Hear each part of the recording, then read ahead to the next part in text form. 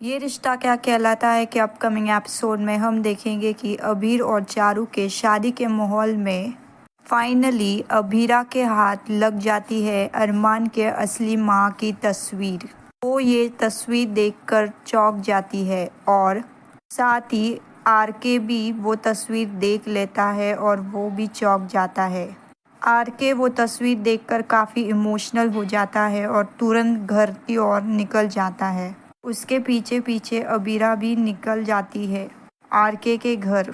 R K के घर पर हम देखते हैं कि आरके की माँ काफ़ी ज़्यादा इमोशनल होती है। उसे अपने पास की सारी बातें याद आ जाती है। तभी वहाँ आरके पहुँच जाता है और अपनी माँ से यानी बचपन से जिसे उसने अपनी माँ माना है उनसे सवाल करने लगता है, माँ आप कैसी हो, ठीक हो ना। तभी आरके की माँ उसे जवाब देती है कि बेटा मुझे सब कुछ याद आ गया है। जब बचपन में तू मुझे मिला था मैंने तुझे आरू आरू करके पुकारा और तू तब से मेरा बेटा बन गया।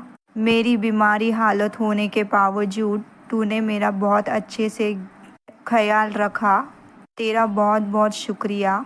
आरके ये सच जानकर खुश भी होता है और शौक भी होता है। उसे लगने लगता है कि अब उसकी माँ यानी जिसे वो अपनी माँ मानता है वो अब उससे दूर चली जाएगी। उसका दिल टूट जाता है और वो वहाँ से चला जाता है। बाहर जाते हुए वो अरमान से टकरा जाता है और कहने लगता है कि कैसे इंसान हो तुम। बचपन में अपनी माँ को बीमारी हालत में छोड़ दिया तुमने। ये सुनकर अरमान भी शॉक हो जाता है, ये क्या कह रहे हो तुम। आरके कहता है बिल्कुल सही कह रहा हूँ मैं, बहुत बुरे बेटे हो तुम। जानना चाहते हो तुम्हारी सगी माँ यानी कि मेरी माँ जिसे मैं अपनी माँ मानता हूँ वही तुम्हारी सगी माँ है। ये सुनकर अरमान भी शॉक हो जाता है। ये सब कहकर आरके की हालत काफ़ी ख़राब हो जाती है और वो बेहोश हो जाता है और सोफे पर गिर जाता है।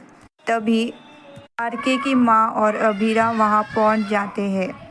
आरके को इस हालत में देखकर उसकी माँ काफ़ी परेशान होती है। तभी लाइट चली जाती है और इस अंधेरे में अरमान और उसकी असली माँ आमने सामने आ जाते हैं और लाइट आ जाती है। दोनों एक दूसरे को देखकर काफ़ी इमोशनल हो जाते हैं। दोनों एक दूसरे को गले लगकर रो पड़ते हैं। कुछ ही देर बाद हम देखते हैं कि अरमान अपने माँ से काफ़ी सारे सवाल पूछ रहा होता है। माँ आप इतने साल कहाँ थी, कैसे थी, आप कभी मुझसे मिलने क्यों नहीं आई। तभी वो माँ कहती है कि बेटा मैं तुम्हें ये सब नहीं बता सकती अभी।